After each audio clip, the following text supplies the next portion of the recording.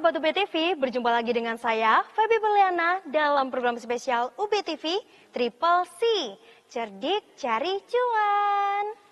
Oke teman-teman, pada kesempatan kali ini kita akan membahas 5 berita pasar modal terupdate dan kita akan ditemani dengan narasumber kita, Redaktur Ekonomi Update UBTV, Bapak Abdullah Siddiq.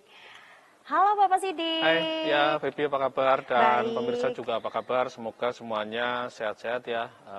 Pekan ini pekan yang menggembirakan, masih di awal tahun dan hari ini itu pemerintah mulai melaunching program makan siang bergizi ya. Iya. Ya, tapi bukan untuk kita sayangnya. Iya. Oke, Pak Siddiq, kita sudah siap untuk mengulas 5 berita pasar modal kali ini? Boleh. Oke, kita awali dengan berita yang pertama. Sukses IPO Mr. DIY dengan kode MDIY pastikan bakal ekspansi ke seluruh Indonesia. Langkah ekspansi tersebut sengaja dilakukan dengan tujuan memperkuat posisi perseroan sebagai pemimpin pasar di sektor retail rumah tangga. Menurut IDX Channel, PT Daya Intiguna Jasa Tbk memastikan bakal segera memperluas ekspansinya ke seluruh wilayah di Indonesia.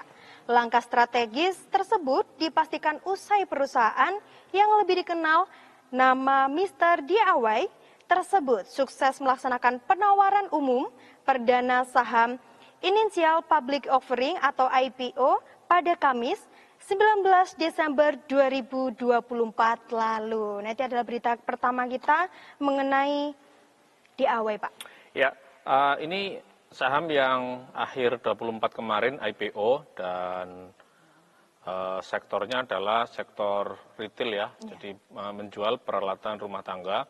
Jadi DIY ini juga salah satu emiten yang agresif ya. Kalau kita lihat 1 tahun ini kan sebelum IPO juga gerainya itu cukup banyak di mana-mana ya. Jadi kalau semula itu hanya kita temukan di mal-mal, sekarang enggak sampai ke kota tingkat kecamatan itu juga ada gitu loh Mr. DIY ini. Nah kalau kita lihat memang sejak IPO, jadi IPO-nya belum ada 1 bulan, hari ini diperdagangkan di Rp1.720 per lembar saham atau naik 1,18%. Sempat turun di pasca IPO, jadi 1 minggu setelah IPO dia sempat turun jatuh, tapi sekarang kemudian dia naik lagi dan hari ini dia di 1.720. Kalau kemudian Mr. DIY itu merencanakan ekspansi, saya pikir ini bagus ya. Artinya kalau misalnya gerainya bertambah banyak dan semuanya kinerjanya bagus kan berarti pendapatan perusahaan naik ya. Naik dan kalau misalnya dia efisien, laba perusahaan bisa juga naik dan harapannya memang DIY ini nanti membagikan dividen ke pemegang sahamnya karena memang ini masih nunggu 1 tahun ya, jadi kemungkinan kalau toh dia bagi dividen, kalau misalnya interim bisa tahun ini, tapi kalau misalnya dia hanya 1 kali bagi dividen final, kemungkinan mungkin tahun depan ya. Kalau ngitung satu tahunnya kan dia masih Desember ya gitu ya. Atau nanti kita tunggu pengumumannya ya. Gitu. Nah, jadi ekspansi ini kalau kita lihat segmen pasarnya itu juga bagus karena yang dia incar itu kan segmen peralatan rumah tangga ya. Peralatan yang setiap tahun dibutuhkan banyak masyarakat sehingga produknya itu bisa eksis sepanjang tahun ya. Jadi ini bukan produk yang mengenal musim.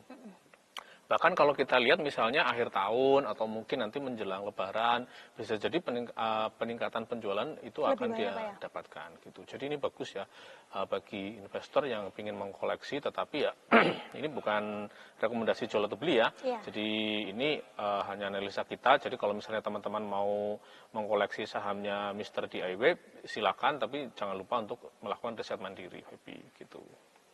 Bagus ya. Good news sekali ya untuk berita yang pertama ini. Ya untuk awal tahun good news ini. Oke, kita lanjut ke berita yang kedua Pak ya. Berita yang kedua, investor saham terbanyak anak muda, total aset 53,83 triliun. Menurut emitennews.com, tahun 2024 jumlah investor pasar modal Indonesia meningkat 21,77%. Data PT Kustodian Sentral Efek Indonesia atau KSEI per 24 Desember 2024 jumlahnya 14,8 juta dari 12,168 juta orang tahun di 2023. Jumlah investor pada modal di Indonesia didominan usia 30 tahun ke bawah. Nah, adalah berita kedua kita mengenai investor saham terbanyak anak muda. Ya, jadi ini kita ambil karena ini satu supaya semakin banyak anak muda itu melek investasi ya. Jadi kalau Feby kalau dilihat ini memang agak berbeda dengan 5 tahun lalu. Waktu itu memang untuk bisa punya akun di pasar modal itu kan modalnya masih cukup besar. Waktu itu masih 5, 10, kalau sebelumnya malah bisa 25, 100 juta. Nah, memang sekarang bursa efek itu melonggarkan aturannya, jadi sudah beberapa tahun ini kayaknya waktu-waktu pandemi deh 2020-an itu ya. Jadi sekarang itu Feby itu bisa membuka akun mulai dari 100.000. Jadi cukup dengan 100.000 Feby bisa punya rekening dana investasi RDN dan bisa menjual atau membeli saham yang Feby inginkan. Nah, memang ini bagus supaya apa? Supaya memang investor usia muda itu semakin banyak. Dan ini terbukti ya, 2 tahun ini kita lihat bahwa investor usia di bawah 30 tahun itu mendominasi bursa kita. Itu mengapa juga UBTV itu punya program ini, karena penambahan jumlah investor ini harus diimbangi dengan literasi atau informasi yang memadai. Gitu. Jangan sampai teman-teman investor ini dia punya akun tetapi tidak memiliki pemahaman sehingga beli saham yang tidak bagus atau ikut-ikutan orang yang akhirnya berimbas pada kerugian. Nah, justru makanya kita ingin punya ini Triple C ini yang mengulas ya. Jadi kita pinginnya sih anak-anak muda yang nonton program ini jadi ngerti oh saham itu kelihatannya lagi bagus, oh saham ini lagi ekspansi, termotivasi dan memiliki literasi informasi yang memadai gitu. Wah, menarik sekali Pak ya berita yang kedua ini, apalagi untuk anak-anak muda bisa mulai saham itu dari 30 tahun ke bawah gitu Pak ya? Ya, dan hanya dengan 100.000 itu sudah bisa buat akun. Iya. Gitu. Okay. Jadi harganya terjangkau. Luar biasa sekali ya. Baik Sobat UPTV, ini adalah berita yang kedua dan pastinya kita akan jeda terlebih dahulu. Tetap di sini, jangan kemana-mana, tetap di Triple C, cerdik cari cuan.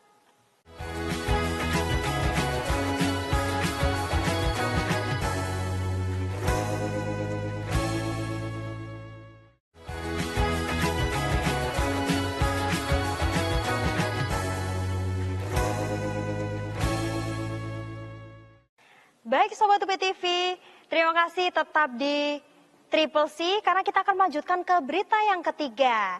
Oke Pak Sidik, kita akan melanjutkan ke berita yang ketiga. Berita yang ketiga, BI incar pencatat 407 efek baru pada 2025 dengan IPO saham 66 emisi. Menurut bisnis.com, Bursa Efek Indonesia menargetkan pencatatan efek baru di pasar modal sebanyak 407 efek. Di dalamnya, pencatatan efek saham baru lewat penawaran umum perdana, inisial public offering atau IPO, dibidik sebanyak 66 pencatat baru. Ini adalah berita yang ketiga, Pak. Ya, ini juga kita ambil karena ada sambungannya dengan yang pertama, yang kedua tadi. Jadi kalau jumlah investor itu semakin banyak dan semakin banyak anak muda, maka bursa itu juga harus punya upaya supaya perusahaan-perusahaan yang masih tertutup menjadi terbuka dengan cara dia mencatatkan sahamnya di pasar modal sehingga bisa menjadi pilihan bagi investor gitu loh. Jadi misalnya karena memang masih banyak perusahaan-perusahaan di Indonesia yang memang dia masih belum mencatatkan sahamnya di bursa gitu loh. Jadi setiap tahun Bursa Efek Indonesia itu sebagai penyelenggara ya, dia mentargetkan, jadi tahun ini berapa yang IPO, tahun depan berapa yang IPO, tahun lalu ada berapa. Nah, tahun 2025 ini memang ditargetkan sekitar 66 dan ini jumlah yang cukup besar ya. Kalau misalnya dibagi menjadi 12 bulan, maka kan dalam 1 bulan sekitar 5 sampai 6 ya, ada yang 5, ada yang 6 saham baru gitu loh.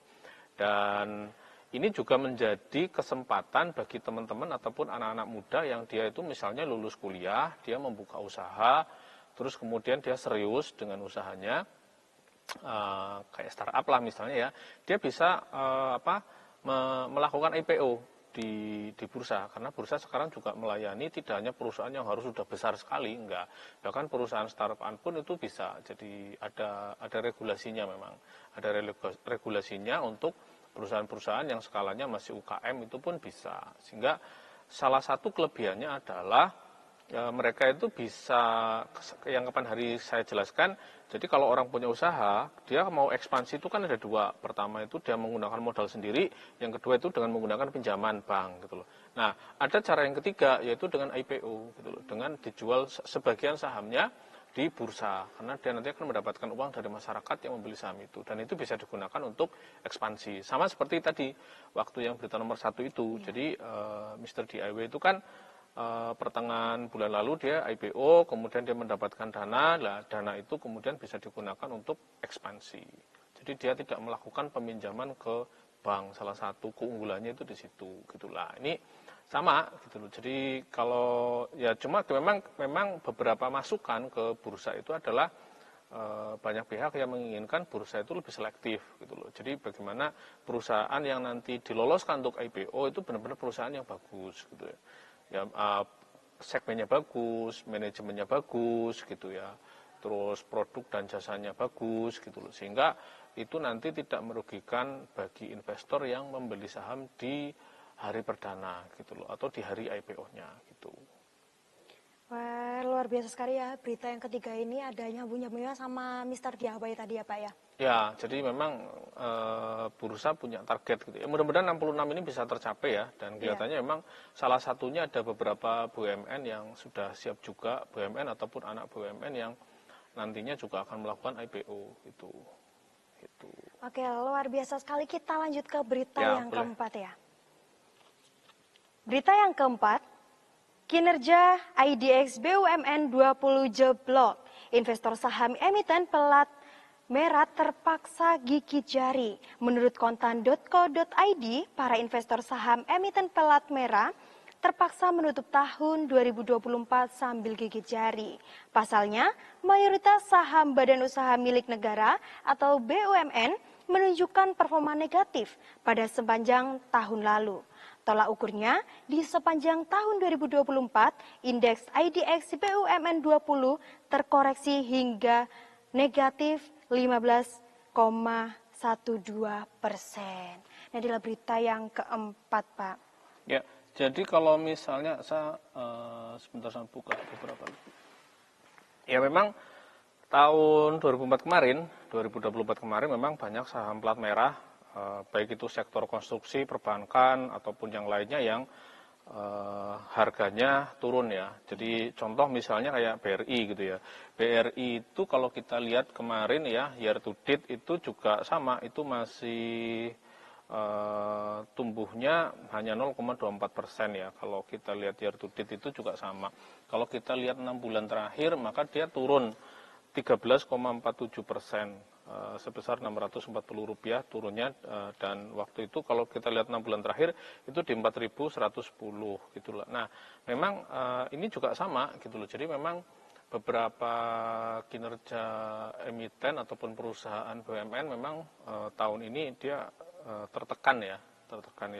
Jadi itu BRI, apalagi akhir tahun kemarin ya, BRI itu harganya turun banget gitu ya. Nah, kita lihat juga misalnya di konstruksi, misalnya saya ambil miliknya Adikarya. Coba kita lihat. Nah, sama juga Adikarya itu kalau kita lihat year to date-nya ataupun kalau kita lihat year to date-nya juga sama, 6 bulan terakhir itu dia turun 7,58%. Jadi Adikarya ini adalah perusahaan konstruksi gitu ya, konstruksi untuk bangunan, jalan tol dan sebagainya.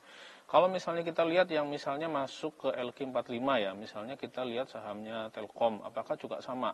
Nah, saham Telkom misalnya kalau kita lihat 6 bulan terakhir ini sama, turun juga 12,99%, turun Rp400. Jadi 6 bulan terakhir ini finish di 2.680. Nah, jadi memang tahun kemarin menjadi tahun yang kurang menggembirakan ya kalau kita lihat dari pergerakan harga saham untuk perusahaan BUMN ya. Ya kita sih berharap ya 2025 kinerjanya bisa membaik Meningkat gitu ya, ya.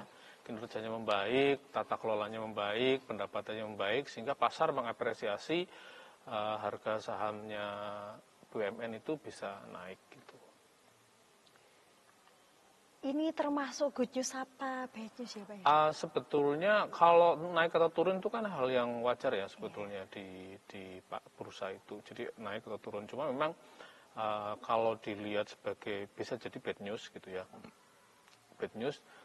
Tapi bagi teman-teman yang menganalisa lebih dalam, misalnya yakin bahwa fundamentalnya bagus, ini bisa jadi good news karena ini waktu yang baik untuk membeli saham-saham favorit BUMN yang dipilih gitu loh. Tuh. Oke, semoga ya Pak ya bisa meningkat, bisa membaik juga. Baik Sobat UP TV, kita sudah mengulas 4 berita dan jangan kemana-mana, kita akan mengulas berita yang terakhir. Jangan kemana-mana, tetap di Triple C, cerdik cari cuan.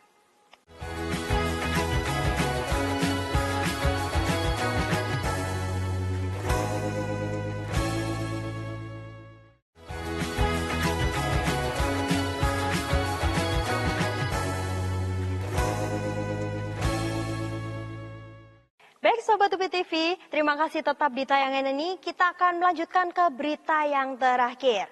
Berita yang kelima, BRIS tutup bursa tahun 2024 dengan Ciami. Menurut investor.id, PT Bank Syariah Indonesia atau BRIS menutup tahun 2024 dengan pencapaian gemilang yang menempatkannya sebagai salah satu emiten pasar modal yang paling menonjol di sektor perbankan. Berdasarkan data penutupan perdagangan pasar modal Indonesia pada akhir 2024, BRIS berhasil mencatat kinerja yang mengesankan pada sejumlah indikator utama. Dan adalah berita yang terakhir kita, Ya. cukup menarik untuk dibahas, Pak. Ya, jadi salah satu emiten bank syariah di pasar modal kita, salah satunya memang BRIS ya, atau Bank Syariah Indonesia. Dulu memang BRI Syariah. Nah, terus merger dengan BSI dan jadilah menjadi Bank Syariah Indonesia. Kodenya masih tetap BRIS. Nah, kalau kita lihat dalam 6 bulan terakhir, memang saham BRIS ini salah satu emiten perbankan yang dia bisa mengakhiri tahun ini dengan kenaikan ya. Jadi naik cukup banyak, 11,02% ya. Naik Rp270 dari 6 bulan sebelumnya. Nah, kalau hari ini diperdagangkan di 2.710 sama juga naik gitu ya, harga sahamnya naik untuk hari ini. Nah, kalau kita lihat memang untuk kinerja bank syariah itu memang bagus gitu untuk di Indonesia ya. Di Indonesia ini bagus, pangsa pasarnya ada karena kita juga negara muslim terbesar di dunia. Dan yang kedua, BSI ini juga punya target dia menjadi 4 atau 3 besar bank syariah skala global gitu loh, setelah Dubai dan sebagainya. Jadi beberapa waktu yang lalu mereka sudah punya roadmap, jadi mereka ingin menjadi 4 besar bank syariah terbesar di dunia, dan sekarang BSI ini tidak hanya membuka cabang di Indonesia, tapi mereka juga sudah mulai berekspansi dengan membuka dan merencanakan membuka cabang di luar negeri gitu loh. Jadi ini menjadi momen yang bagus ya. Artinya kalau misalnya ekspansinya dia besar gitu ya, kinerjanya bagus, otomatis kan juga pendapatannya bagus, bisa membuka lapangan kerja, terus kemudian, dan yang lebih penting adalah ekosistem ekonomi atau bisnis syariah itu bisa semakin berkembang di Indonesia gitu, Happy. Nah, kalau misalnya teman-teman bertanya, bagus nggak sahamnya? So far sih memang termasuk saham yang bagus ya, kalau kita lihat fundamentalnya, kalau kita melihat kinerjanya, kalau kita melihat labanya, ini merupakan salah satu saham perbankan yang menarik untuk dikoleksi. Akan tetapi ya namanya bisnis ya, bisa naik bisa turun. Teman-teman kalau misalnya mau mengkoleksi BRIS ini ya tetap harus melakukan riset ya, riset mendalam atau meyakini gitu loh. Tapi so far kalau kita lihat kinerjanya termasuk emiten yang ya bagus dia dividen konsisten, kenaikan harganya juga dapat gitu loh, sehingga investor bisa mendapatkan dua keuntungan, bisa dari capital gain, bisa juga dari dividen yang dibayarkan. Kalau kita lihat ya, kalau misalnya kita lihat dividen yang dia bayarkan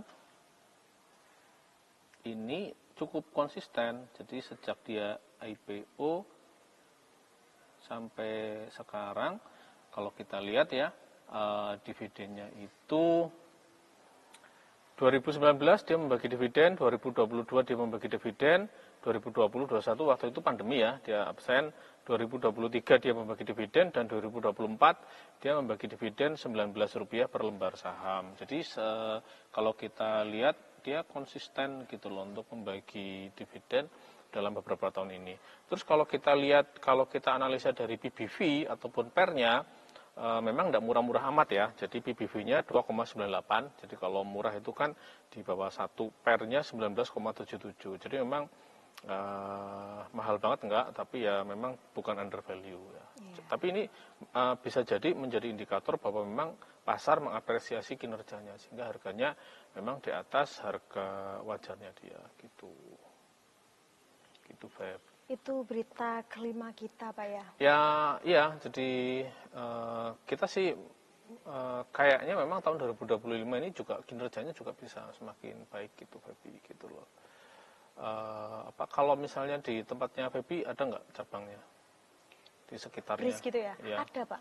Ya, jadi memang sudah menyeluruh gitu. Ya, ekspansinya cukup bagus ya. Jadi di hampir semua kecamatan mungkin juga ada ya, cabang-cabangnya gitu loh, cabang-cabangnya.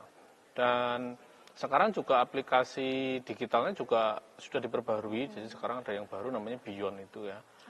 Dia punya aplikasi baru namanya Beyond itu, dan ini juga menunjukkan bahwa Bank Syariah ini juga dia selalu adaptif dengan teknologi. Salah satunya adalah dengan mengeluarkan super app yang membantu ataupun memudahkan bagi para penggunanya gitu untuk bertransaksi ya, untuk beraktivitas perbankan. Dan fiturnya saya lihat cukup lengkap ya, jadi